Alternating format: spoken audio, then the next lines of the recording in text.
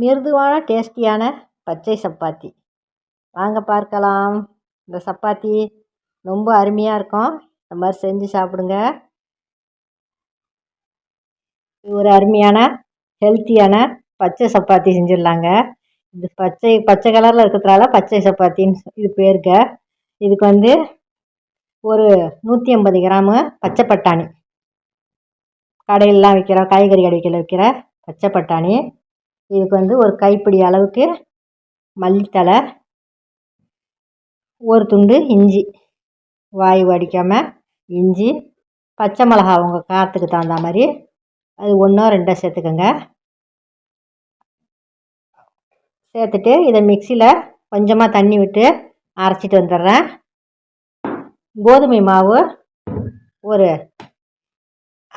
ஒரு cup, 1.25 cup எடுத்து வச்சுருக்கிறேன்.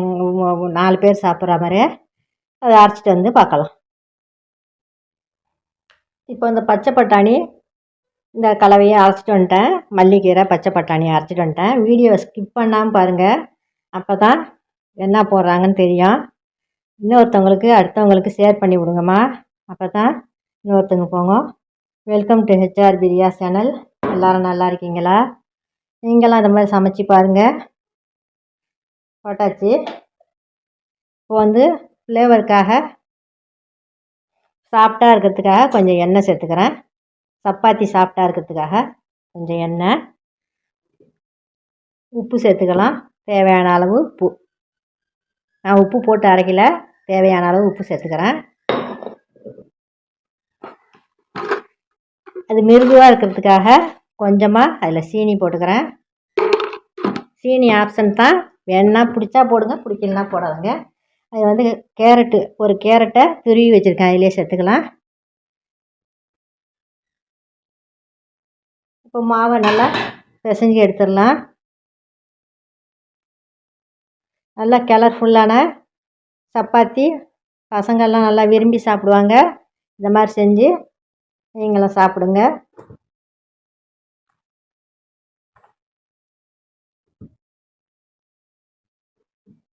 தண்ணி பற்றலண்டா தண்ணி தெளிச்சிக்கலாம். நான் இந்த மிக்சியில் அரைச்சத்தோட தான் வச்சுருக்கேன்.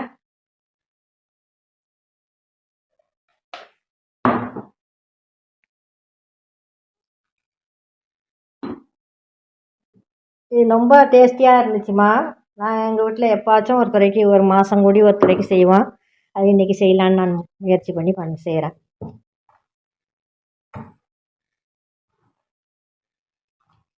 வீடியோவை தொடர்ச்சியாக பாருங்கள். லைவ் பாருங்கள். அடுத்தவங்களுக்கு ஷேர் பண்ணி விடுங்க. ஒரு லைக் போடுங்க. நீங்கள் ஒரு லைக் போட்டாக்கா எனக்கு ரொம்ப ஆதரவாக இருக்கும், சப்போர்ட்டாக இருக்கும். ஒரு லைக் போடுங்க. மாவை நல்லா பிசைஞ்சாச்சு பாருங்கள். இது அப்படியே ஒரு 10 நிமிஷம் ஊறட்டும். ஒரு 10 நிமிஷம் 1/4 மணி நேரம் ஊறினா போதும், சுட்டு எடுத்துடலாம். அப்படியே ஒரு மூடி போட்டு அப்படியே ரெஸ்ட்டில் இருக்கட்டும். 10 நிமிஷத்தில் மாவு நல்லா ஊறிடுச்சுமா. போட்டாங்களா? இப்போ உருண்டைகளாக போட்டுடலாம். அப்படியே சப்பாத்தி கட்டையில் மாவு நல்லா பொசன்னு இருக்கு பாருங்க. தேய்ச்சி போட்டுடலாம். நல்லா சூப்பராக இருக்கும். சாப்பிட சுவையான சப்பாத்தி ரெடி. பச்சை சப்பாத்தி.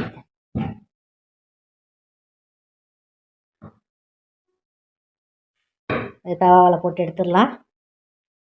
உண்மையான சப்பாத்தி ரெடிங்க எடுத்தாச்சு. இப்போது இன்னொன்றையும் போட்டு எடுத்துடலாம். இதுக்கு எண்ணெய்லாம் ரொம்ப செல்லாது, சும்மா மேலே சொட்டு போட்டு தொளிச்சா போதும்.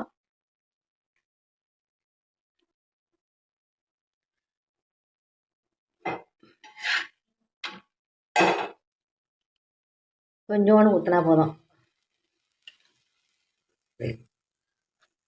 அருமையான கிரீன் சப்பாத்தி ரொம்ப மிருதுவாக சாஃப்டாக இருக்குது பாருங்கள். ரொம்ப சத்தான இந்த கிரீன் சப்பாத்தியோட தக்காளி சட்னி இதுக்கு ரொம்ப காம்பினேஷன் நல்லா இருக்குமா. இதை மாதிரி செஞ்சு நீங்கள் சாப்பிடுங்க.